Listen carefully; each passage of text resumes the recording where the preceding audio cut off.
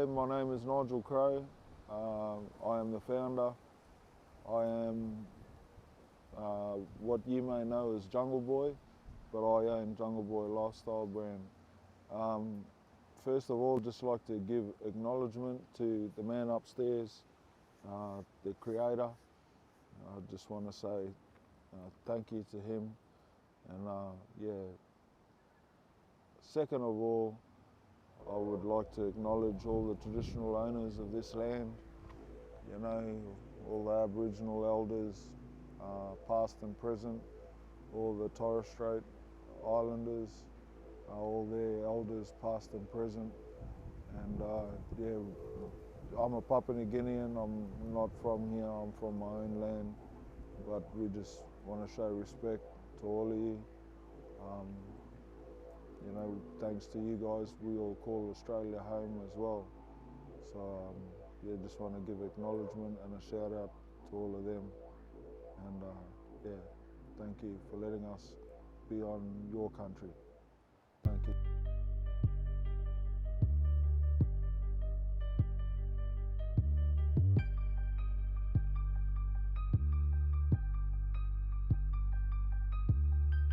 Let's go. All right. We got the wind, man. Nature's going off. You should put this in there, you know. It's a cheer to Yeah. just before we get started. You know, man, this is what it's all about, guys. Being in tune with nature, being out in nature. You know, we promote a simple life, man. That's all. All cultures, all races. You know, there's no jungle boy. You know, we're all jungle boys and jungle girls. We all come from ancestors. You know, all our ancestors have lived from the land and the sea. You know, they've relied on bush medicine. They've never relied on anything from a shop, you know. Going back, you know, even the Africans, the Asians, they all live off the land, you know. Black Americans, once upon a time, before they built America, you know, they were people of the land. We all are. In the South Pacific, Melanesia, Polynesia, even the Maoris, all of them, they're all hunters and, you know, catch their kai moana, you know. That's what it's all about, this simple, you know, nature. Everything we need, man, is out here. Listen to that, we've got birds, you know. We've got to be more in tune with them. They know how to survive. They survive from the land and the sea, just like us. All our medicine comes from the land, you know, all our taka comes from the land. But in order for the land to give to us, we need to respect it and look after it. Because that's what it's all about. Without Mother Nature, we're nothing. We're just another species, you know, another animal, you know. And we don't own this land. They do, we all do. So we just got to play our part. Go back to simplicity. Live simple, man, you know, you don't need to. Everything you need is right here, man. All right. So yeah, what sort of brought you in to sort of come up with the Jungle Boii sort of Jungle Boii lifestyle, you like to say? Yeah, how long ago did you sort of come up with that concept? Where are you trying to take it? So basically, it started from my childhood, man, you know, like I grew up in the village, all my family and that, they know. My fondest memories are of me as a child, you know, just swinging in trees, running around, eating fruits and, you know, swimming in the ocean. We used to play this underwater rugby game every afternoon in the village. And we used to dive down, carry this rock, and you had two teams. You had to run it from one reef along the sand to another part of the reef. You had 20 on 20 sometimes. You know, those were the toys that we grew up with, you know. We didn't have shops, we didn't have anything, you know. Everything came from the market, from the gardens. And then the only things we bought from the supermarket were things like flour and all these introduced foods, you know, which are causing us a lot of health problems. But you know, the dream started from when I was a young boy. I believe that the lifestyle I lived was a lifestyle that, you know, till this day, it brings tears to my eyes, man, because it's nothing but good memories, you know what I mean? Eating good food, being in nature, what children should be, you know. And so when I came to Australia, it started off with a Jungle Boii sticker, believe it or not. I used to have an XR6 Ute back then, lowered, had rims on it. And it was a bit plain, you know. I thought I need to put a sticker on it. At that time, stickers were in. Everyone had stickers, you know, custom-made stickers and stuff. So I decided to go do mine. And I just threw Jungle Boii on the back, had a couple of coconut trees and reggae colours. And that was where it all started, man, you know. I used to tell my partner at the time, you know, that, yeah, Jungle Boii was just what I was, you know what I mean? Not the one that animated one that they talk about in the movies and that they're created, you know, that's fiction. I'm talking about growing up in the bush, in the sea, you know, catching fish as a young fella, growing crops, you know, like helping build houses from scratch, you know, doing our own concrete, you know, cooking on the fire, no electricity. This is how I grew up, man. That's a Jungle Boii lifestyle, man. Simple lifestyle. And that's all you know, that's where the fire comes from, you know.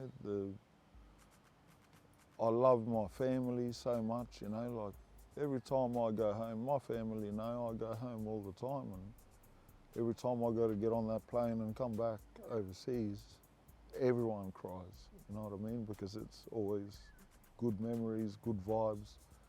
It's the best lifestyle, man. And, you know, I'm only promoting something that I love, you know, that's what it is. So from that sticker, you know, my mates used to tease me and call me Jungle Boii and this and that. And at that time, it wasn't even a dream, it was just a sticker.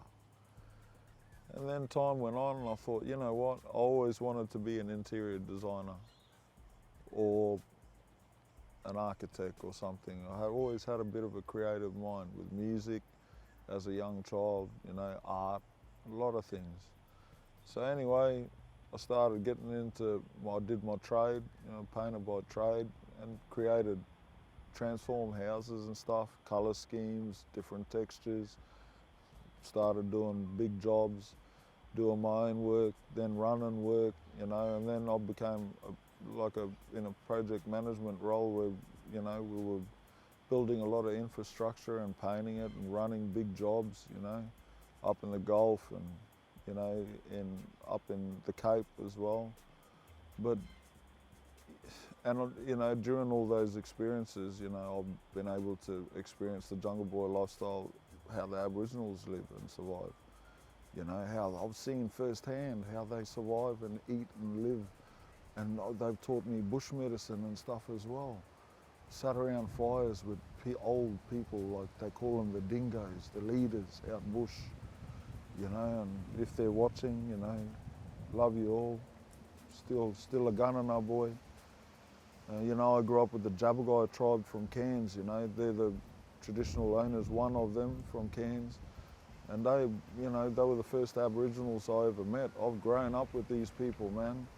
You know, they call me their family now, you know, and that's just because over the years growing up, getting to know each other's cultures and respecting each other, they've always wanted to learn about Papua New Guinea. I've always, you know, and I've always loved my culture. I've always known my culture, spoken my languages, played music, sang in churches, all these things. And only because that's how all my uncles and that grew up, you know. I only did what they did, you know. I'm a village boy, that's what I am. So, you know, having to live in this Western world, I've seen the flip side of the coin, you know. I've seen what life's like in the rat race in the city, and, you know, I've seen the most simplistic of lifestyles that there is out there. I would compare our lifestyle to the Africans, just on two different landscapes, you know what I mean? surviving off different things. You know, you can survive, but you got to survive off what's in your environment. You got to nurture it, look after it, respect it, and it will give back. You know. So anyway, cut a long story short, I started making shirts here and there, and I always thought, how cool would it be? Because I couldn't design, be an architect and all those things. I thought, well, I'll put my creativity into creating clothes. And it just started with $5 Kmart shirts, blank shirts, learned how to tie-dye. A young girl taught me how to tie-dye. We were all flatting together at the time. And yeah, so I used to tie-dye my shirts, and then with another brother of mine, his Samoan brother, Freddie Sorvai. Yeah, he's a good brother, eh? He was a really creative guy who I looked up to growing up. Yeah, a lot of respect for him. And, you know, he helped me, you know, get more creative with my thinking and that too, because he was the artist, you know. And, you know, I was lucky. I learned from a lot of different people, you know, a lot of creative people around me. So, yeah, we made these shirts, and the tie-dye, we used to just put the logo over it. Different colours, different styles, different fonts. Then we started doing hats, you know, we were just doing vinyl print on hats. Then we did, you know, we've done a lot of different things, a lot of different shirts. We've worked with different manufacturers over the time. And yeah, as time's gone on, I've always just sort of worked out bush and just done this as a hobby. But, you know, it's more so the promoting of the brand, you know, like back when it started, I more so used to promote myself for a lot of times, for a long time, because I was young, and because I was so passionate about the lifestyle, I promoted myself through photographs, and all my friends and family have seen my journey.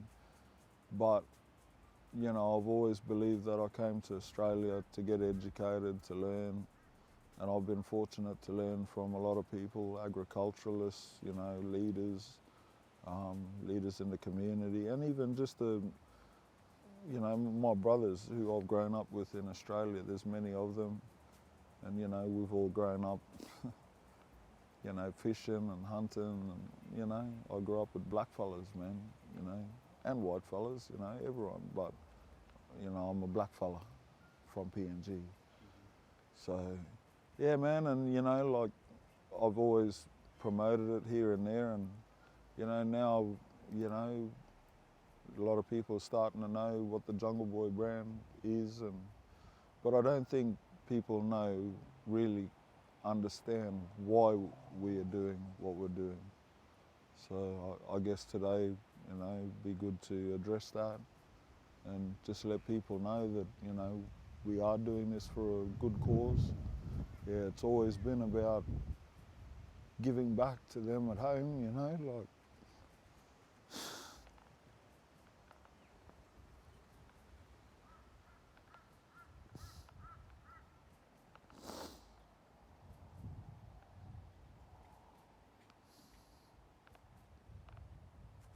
Sorry.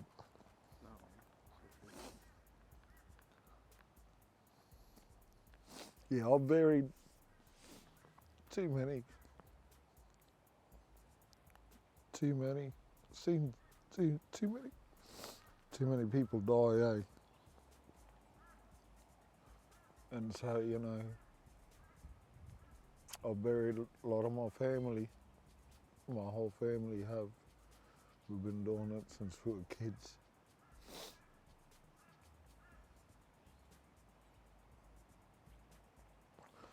And all I want to do is just try and give back in some sort of way. You know what I mean? We see people, you know, like, see people dropping dead every day. You know, our health system is not getting any better.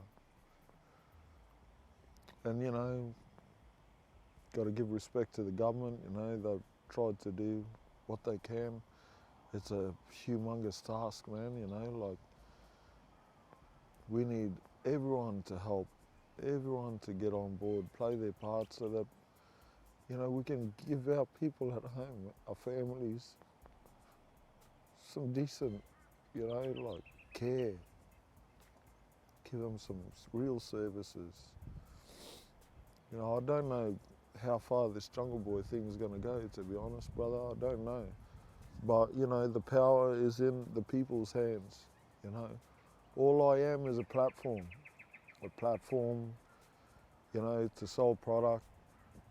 We're promoting a simple lifestyle that, you know, I've grown up living, that not only me, there's many before me. There's all our families at home, you know, all over PNG, and we all come from the village, you know what I mean? All of us, that's our roots. And, you know, we're all natural jungle boys and jungle girls, all of us, you know.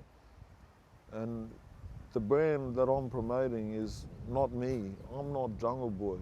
Jungle Boii is a lifestyle. People need to remember that. It's a lifestyle that anyone can live.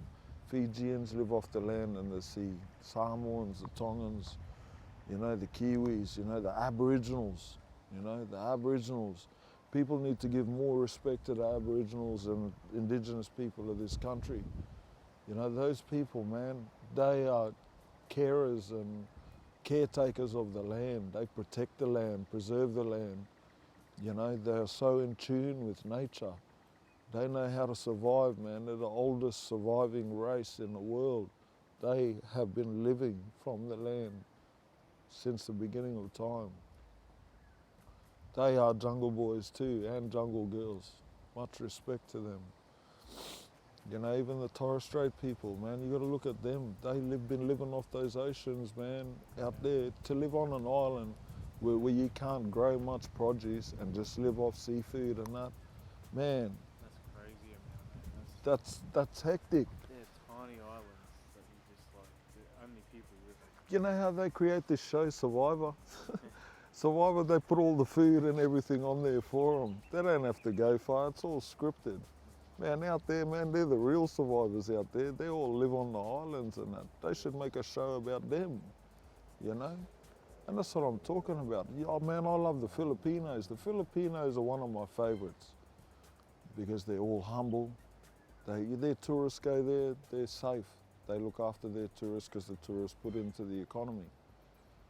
And you look at them, man, they all sit on the road, they grow their produce, and all they do is they sell their foods and that on the thing. All the tourists go there, they eat healthy produce. It's all clean. Thailand, all through Asia. You look at the Africans, man, why are the Africans so big, tall and strong and lean? It's because the way they eat and live on the land. They're warriors, man. You look at the Kiwis, man, how they're, you know, Kiwis, man, are Kiwis. You know, it's because of the food and the way they live and hunt and, you know, they're warriors, man. We all are. The Cook Islanders, Samoans, man, when they go and they play rugby and they do their chants, that's the ancestry, man, that they're representing, you know. In PNG, we don't do a chant, we chant on the field.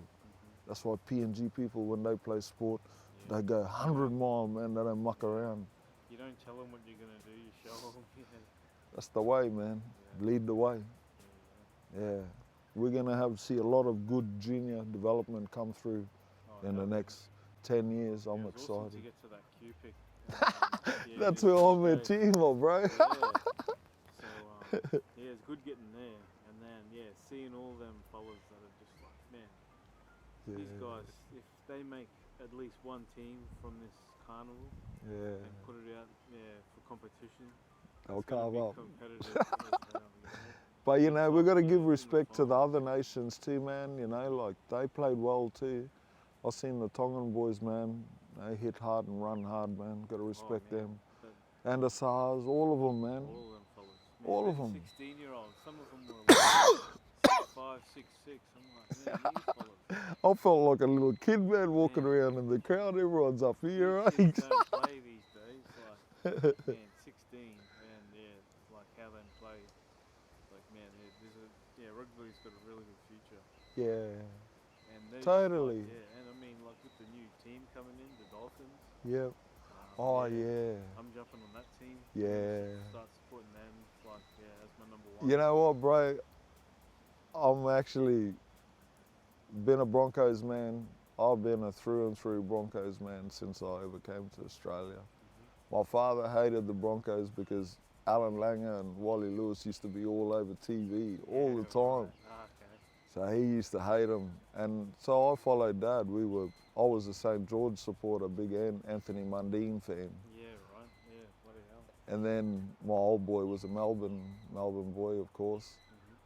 And then since the introduction of the Redcliffe Dolphins and Wayne Bennett, you know, I've pondered about jumping ship because all my nephews play for, you know, the Dolphins. We've got a lot of history there. My uncle, Jeremy Batt, he's been the head trainer there for a long time. But you know what? I'm a Broncos man for life, man. Yeah, I'll stick right. with them. Because, yeah, I go for the Roosters. You know, Oh, do ya? yeah. And started going for them, yeah, I think it like 95, 94. And then, yeah, I'm like, oh, sort of, yeah, I don't know. Starting to lose it a little bit. Wanted to look for, you know, like a local team to sort of jump on, you know, so. I'm sorry, my bro, but I hate the Roosters, man. Oh, fuck, they've been so successful. Fuck, yeah. Oh man, much respect to them though, man. Tedesco and all them boys, they run their ship tight. You know, they're good. They've set the benchmark, man, for a long time. Yeah. Just, yeah, like what, yeah, like life lessons you can learn just from playing a game too. Like, You know what, brother? You're so right. Sport. You know, like Nelson Mandela used sport to bring two races together. Nelson Mandela, man, was always one of my. He was up the top that I used to look up to. You know, he was a man of love and unity. He brought a lot of people together, and he did it through rugby. He brought. They formed the South African team. You know, of whites and blacks. He made that happen, man. You know, so yeah, he was a smart man, man. He was a special one, you know. yeah, and they were successful for a long time too. Yeah, man. Yeah, from that unity. Yeah, that's right. Exactly right. It's like bloody, yeah, things you can learn from those sorts of, like, yeah, you get those once in a lifetime leaders. And it's just like, man, how does this one person Yeah. able to? It took him ages to sort of get there. Yeah. But he did. You look at Bob Marley, man, as an example. Bob Marley's music still lives on today. He sings about love. There's messages in his music. One of my favorites is Natural Mystic. When you listen to Natural Mystic, you got to close your eyes, man, and you got to listen to the words he's saying. There's a message out there. There's a natural mystic out there. But you got to listen, get in tune with it. The wind, everything, you know what I mean? But yeah, Tupac Shakur, man. Yeah, man. He was a real nigga, man. He died when he was like 25, 26. He died, man, doing what he loved, man. All he was talking about was life in the ghetto, man. He wasn't trying to thug anyone. He was just telling his story. Telling him how it was. He was just saying it how it was, man. That's what we do, you know. I'm another one. Everything I've spoken about, and you know, everything I live and breathe, is not bullshit. It's all real, man. You know what I mean? So you know, like I started Jungle Boii, you know. Now we used to be Jungle Boii clothing line, and it wasn't nothing serious, man. It was just a Facebook gimmick, sell a product here and there. And then, you know, there's 3 times I've actually put it to bed and I've just said, you know what, I'm done with this, man. I'll go back to construction, what I do. And, you know, every time I try and close that book, it opens up again, just out of the blue. So this time around, man, you know, I prayed about it, you know, gave it to God. And I said, look, man, this is it. I'm sick of doing this. We're either going to do this or we're not. So if we're going to do it, let's go. If we're not, then just shut it down, man. I'm done with it, you know. And you know what, bro? Since that conversation I had with him, yeah, we are where we are now. Here we are doing a podcast, trying to talk about the lifestyle and everything that I represent. Yeah, I don't represent hate. I don't represent segregation or anything like that. Not really. Like, I've followed politics for a long time, but yeah, there's enough people there, you know, to do that. All I'm trying to do is just promote a simple lifestyle, man, and we're trying to generate some money.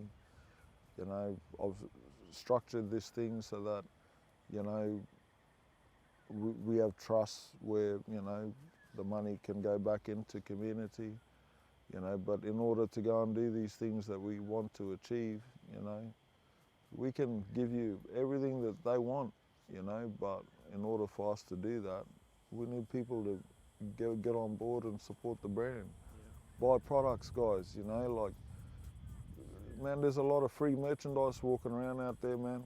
I've been giving away free merchandise for a long, long time, man. All out of my pocket, you know, all those shirts out there. Not all of them, but there's a lot of them out there walking around. They're all freebies, you know, and that's cool. I haven't got an issue with that, but, you know, like, it's time. We got people dying, you know, people, I feel sorry for our people back at home, man. They need help, and who's gonna help them? We all gotta stand together. Buy product. I buy product too, and then I give it away. They buy product, man. It doesn't all go to them, but a good percentage of it does. And we can help out in whatever areas, whatever countries, whatever, you know. It's the platform is there. The Jungle Boii platform is there for people to contribute and make change. That's what it's about. We're gonna do it through music. We're gonna do it through fashion, you know, and then we've got a few other little surprises to come too in the future. But yeah, that's all it is, you know. I love making clothes, and so when I started making clothes, the first thing I asked myself was, do I want to keep wearing Nike and Jordan and all this shit and look like everyone else, or do I want to create my own t-shirts? I can wear a pair of Jordans with denim jeans and just a Jungle Boii t-shirt, but I always carry my billum. Yeah, I've carried this thing, oh man, since I grew up seeing all my uncles and cousins and just people on the streets, man. PNG boys, that's what they do, man. They carry a rice bag around the neck, or billum, or bum bag, or that's our style, you know what I mean? So, you know, now we're gonna be making Jungle Boii billums, you know, Jungle Girl billums, try and generate jobs for, you know, all the mamas and that back at home, give them the business, you know, so they get to put food and bread and milk on their table. Best products as well. That's right, and then They're we get the real deal, man, years. and then we give the real deal to, you know, the tourists and the foreigners and that. Because why everyone always asks me, why do you prefer to carry a billum? I always tell them, you know why? Because I don't have zips and pockets and all this shit. I mean, if I want something, I just go in there and, you know, I'll find it. You know what I mean? It's easy. The only thing is you get a bit of a sore neck every now and again, which I get because I've been carrying it for years, man, 30 years. But yeah, you know, like, these things were originally created, I believe, to cart produce from the gardens. The mothers could carry their produce home. And, yeah, instead of carrying sacks on their shoulders and that, it was easier to carry it like that on the head. And then they also had the kiapa, where they used to put the babies and swing the babies. And, you know, a lot of, you know, mamas and bubus and that back in PNG, they still use that. But, you know, what we're trying to do now is just, yeah, we're not trying to take over the billum industry or whatever. We're just trying to create a product, you know, that we can sell to the Western world and generate some money and give back. So everyone benefits from the platform, you know. Everyone, from the manufacturer in the village to myself, the middleman, and then we have, you know, the clientele. So we're getting it out there. That's the platform. They got to get to the platform to get there. Yeah. And just then promoting and at the product, same yeah. time they get to put some nice tucker on the table and that for their kids and that, you know. So yeah, that's what it's about, bro. Yeah, bro. You know, it's always about giving back, you know. Yeah. So For sure. it's like a give back platform. So yeah, you know, like yeah, for anyone listening out there, guys, like seriously, you know, we can't do the things that we want to do without you guys. You guys are critical. You know, this money, it don't go to me. You know, I get a few little perks along the way. You know, I keep enough to keep everything operational, you know, but we've got some big plans and, you know, in order to achieve these plans, we need to get the message out there, you know. You guys are going to be walking billboards, man, you know, for promoting simple people who live simple lives that don't have hospitals. They don't have the best of hospitals. Some of them, a lot of them are losing family members, man, fucking 5, 6, 7 a week. You know, like, fuck, what are we going to do? Are we going to continue to have house cries and sit around and, you know, complain and cry and let our people continue to drop dead and suffer? No, God. That's not what I'm here to do. So if you want to jump on board, you want to help out back at home, please support our vision. If you don't, that's okay too. It's all good. It's no hate, it's no nothing. We're just trying to do our little bit and give back. That's all. And that's, you know, you asked me what Jungle Boii was all about. That's it, man, right there. So, yeah. So, yeah, what, I know you don't want to sort of reveal everything too sort of soon. So, yeah, but, I mean, you've got your t-shirts and your billums that you're sort of coming up. You've got Yeah. those pretty good looking, jumpers there. So, yeah, it'd be good to, get some of that product and, get it out. 'Cause, Yeah, thanks, yeah, brother. and just for the climate as well. Yeah. Because I mean, we get a lot of European designs and all that sort of stuff, and I mean, We need something for us, yeah, man. exactly. Because we live in Yeah. places where you don't want shit tight fitting or nothing. It's just like, man, People don't, this is the thing, like Yeah. I'm only filling in the gap that's been left. yeah, People, I come from far north Queensland, man. I'm a Cairns boy, right? It gets muggy up there, man. There's waterfalls and everything. But, you know, like, summer comes, man, and they only can sell so many basketball singlets, JJs and blah, blah, blah. But people just want comfortable stuff to wear in these conditions. But they're selling winter stuff in summer and shit, man. It's like, I went looking for one of these things, man. For the last 2 years, I couldn't find them. You know, I was like, fuck, don't they make them anymore? The only place you find them in now is maybe a tobacco shop or something. I went to every place in Cairns and I found that in DFO shopping centre and a little kids shop. And I thought, you know what? Fuck, I might make those one day, man, because they actually come in handy. So, you know, like, I just want to say to the people out there, the kids out there, if you believe in something, go for it, man. Back yourself. If it's sport, if it's education, if it's whatever, back yourself and do it, because any idea is an idea. Until someone else steals your idea, it's an idea. And Jungle Boii was just an idea. Yeah. Here we are now, man. Grew up on 92 Murray Street in the Bronx, man, in Cairns. That was the street I grew up in, man, you know, like, and I just want to give hope to the young Indigenous kids out there as well that may be watching, you know, like, I'm a Murray Street boy, man. It's hard to make it out of Murray Street. But, you know, with hard work and, you know, like, taking advice from other people around me, older, learning, watching, observing, you know, now I've made it out of Murray Street, you know what I mean? And I'm a man now, I stand on my own 2 feet. And you know, like a lot of these kids need people like that to give them guidance, because we live in a tough and crazy world, man, right now. There's a lot of people leading a lot of people astray, and we need to just simplify everything and just bring it back to, you know, the simple things. That's it. So yeah, Jungle Boii Lifestyle is a simple lifestyle, man. You can own a little block of land, or you know, even if you live in suburban Brisbane or Sydney or Cairns or wherever, but you can still grow some vegetables and stuff in the backyard.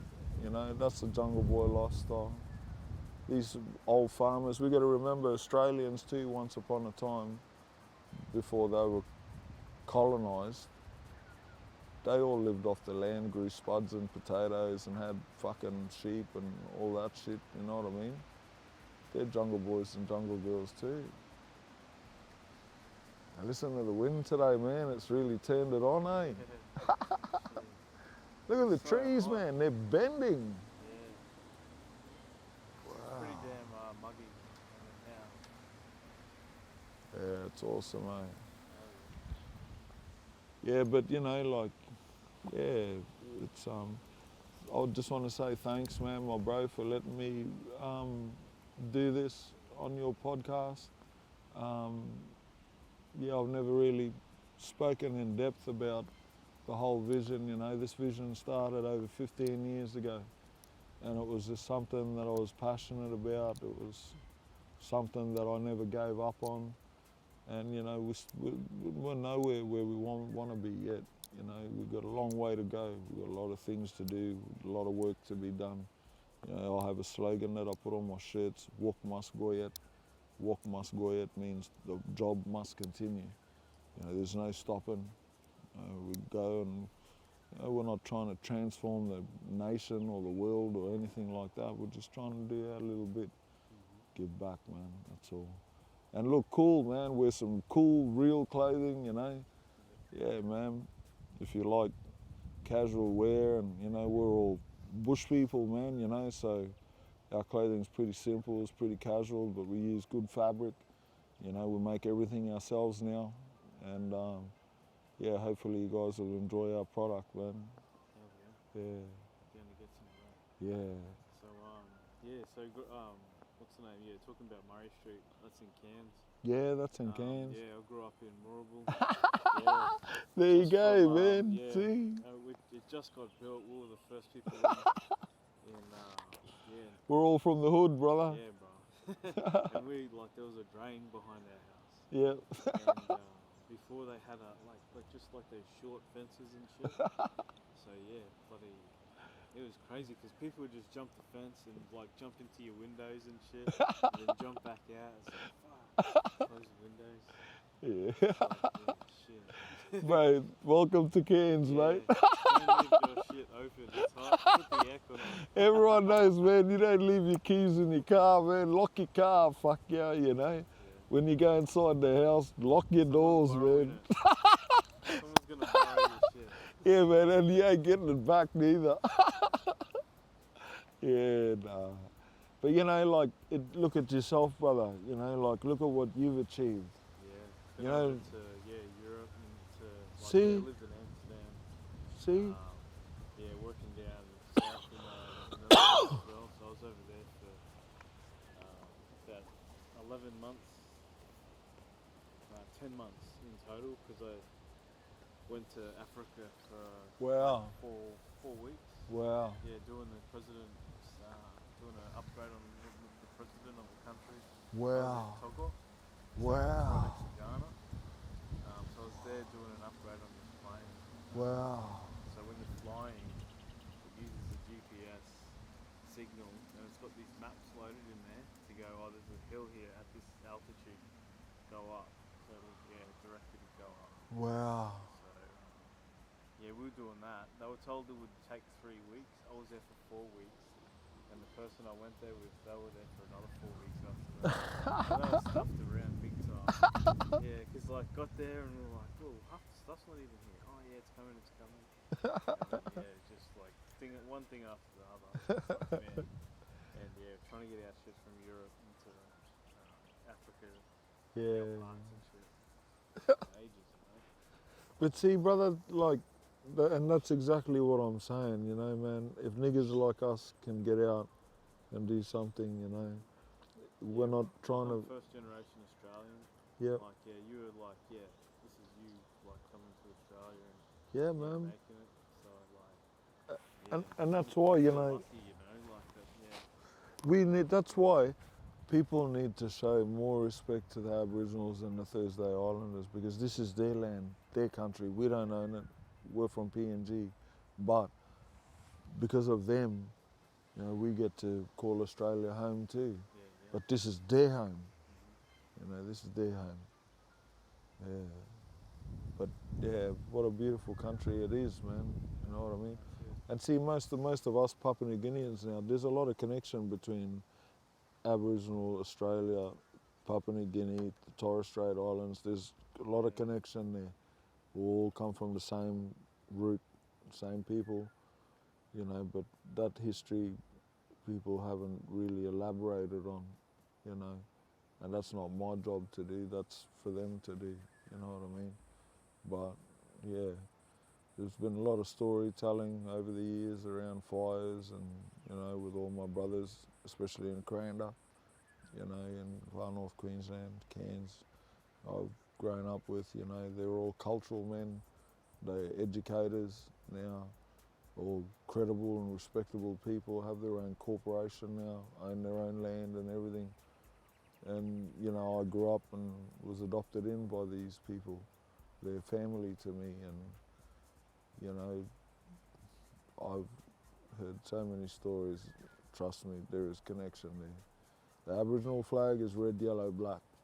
The PNG flag is red, yellow, black. And the Torres Strait flag is blue, white and green. Blue represents the ocean, I think. Green represents the land, and I don't know what the white represents. Could be but the sand. yeah, could They be, live on sand. could be. I was thinking that, but Yeah. I don't know. You know what I mean? Don't know. But it's all connection to land. Jungle Boii Lifestyle, man. Jungle Girl Lifestyle. We've got kids range. Growing up just in North Queensland, and even just like farming wise and shit, like we travelled to like a 5-minute trip, and you're getting like garbage bags full of like lychees or mangoes and stuff for like nothing. You know? It's tucker everywhere. Yeah, and it's awesome. Yeah. And yeah, we just like need to do more of that sort of stuff, like all these like national forests and stuff we could utilise and plant fruit trees and stuff, you know. But probably don't need to keep it. Have you ever heard of this idea over in somewhere in Scandinavia or something, I believe, somewhere in Europe? What people actually do is when they eat fruits and stuff, they get their seeds and that, and they fucking, when they're driving, they encourage people to just throw it out the window. Yeah, right. And that's what people need to start doing. Yeah. When you eat something and that, don't throw it in the rubbish bin. Put it back into the ground, throw it away, and let it blossom and grow.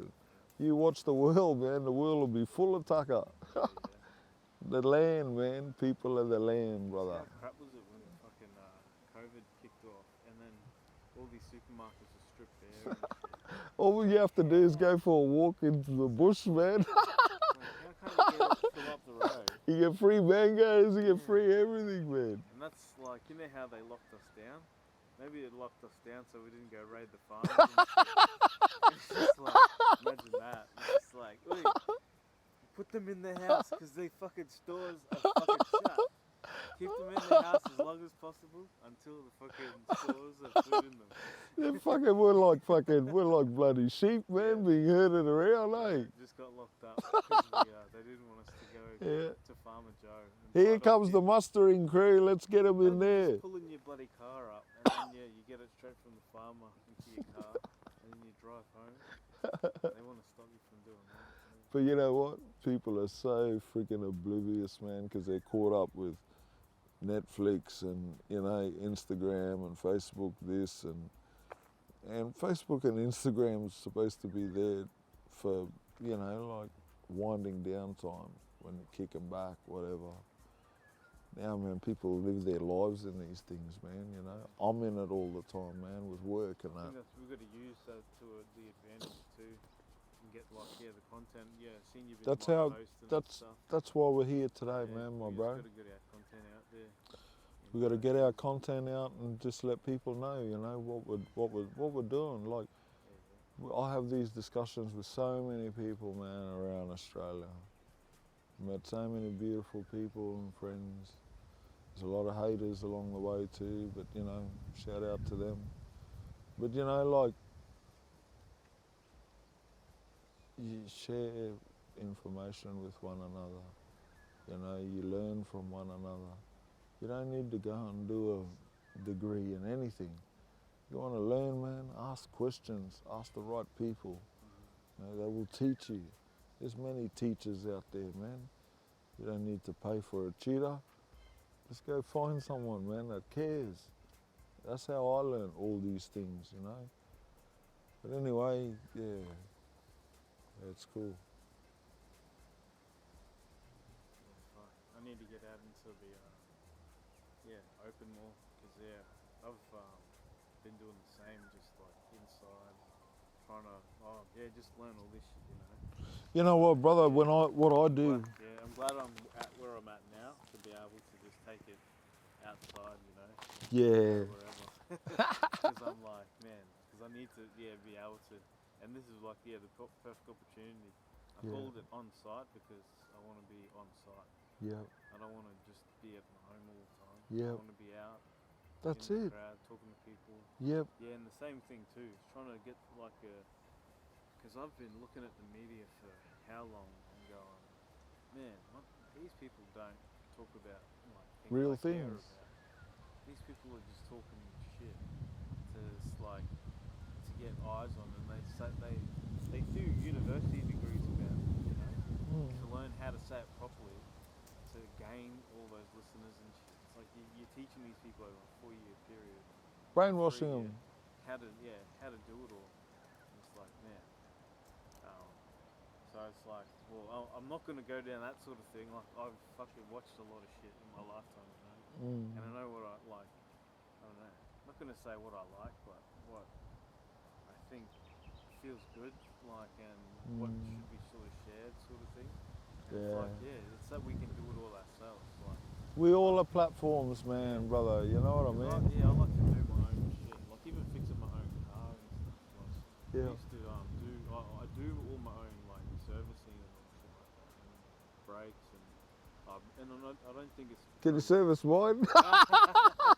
Sorry, I don't have that time today, but but I've got all the tools and shit at home. And Right. Even got like a full jack that you can jack. Wow, like true. Pajero, and I even jacked that whole. So you got a thing for cars, man? You like doing up just cars or stuff, just learning? things, yeah.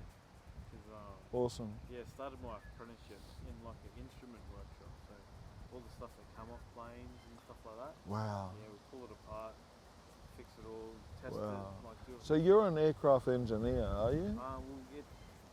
In the title, it's aircraft maintenance engineer. Oh yeah. So that includes fixing things, but what we did was studied a lot of literature about planes and about like reactions and so like dissimilar, like all that sort of stuff. Like so and it's built into the job.